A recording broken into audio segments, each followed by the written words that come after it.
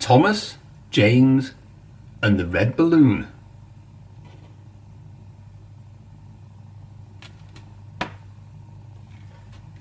Thomas, James, and the red balloon. It was summer holiday time on the island of Sodor, but not for the engines. For them, it was the busiest time of the year. They worked hard, carrying holidaymakers all over the island.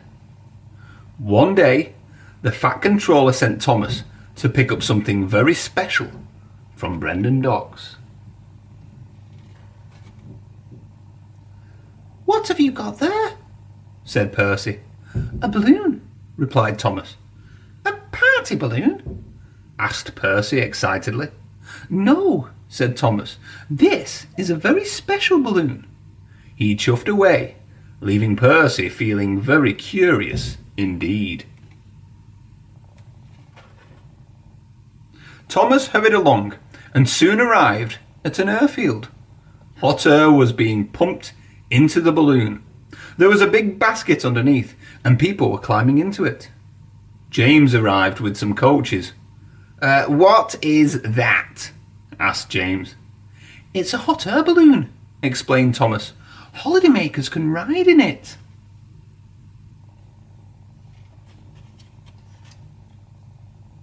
Then, as if by magic, the hot air balloon rose silently up into the sky. The engines could see the people inside looking over the edge of the basket. "What if it takes our passengers away?" huffed James. "What would happen to us then?" "I hadn't thought of that," replied Thomas. James chuffed away, and Thomas felt very worried. The balloon could be seen by everyone on the island of Sodor.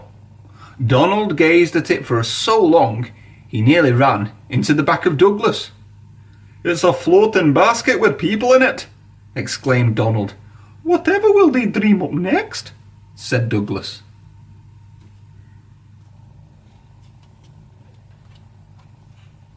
James and Thomas were waiting at a level crossing for Percy to cross.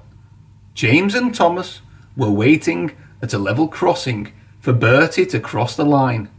Thomas was still worrying about the balloon. "It does look nice," said Thomas. "But what if it takes all our passengers?"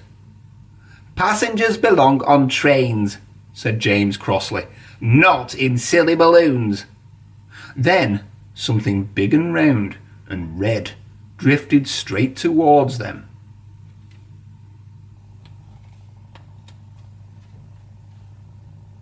"We're out of hot air!" cried a voice. Then crash, bang, wallop! The balloon landed right on top of James. He was so scared he let out a huge burst of steam.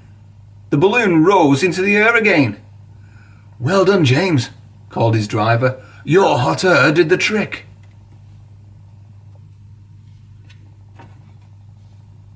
James and Thomas were not pleased. "Oh no," cried Thomas. "You saved it." The barrier lifted and Thomas puffed crossly away. "I didn't mean to," groaned James. "Now it's bound to take our passengers."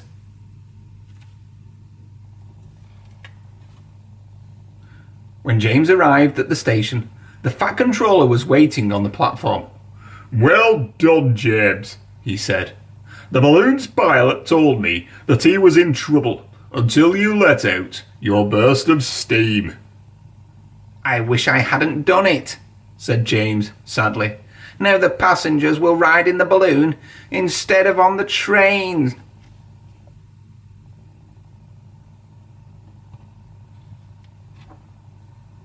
The Fat Controller laughed. "These holidaymakers are coming to ride in the balloon, but they will need a ride home in a train."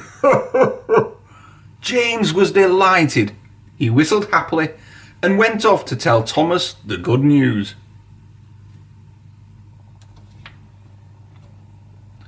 The Fat Controller was right. The engines were busier than ever. They took holidaymakers to and from the airfield all day long. Thomas and Bertie sometimes raced each other to get passengers to the airfield first.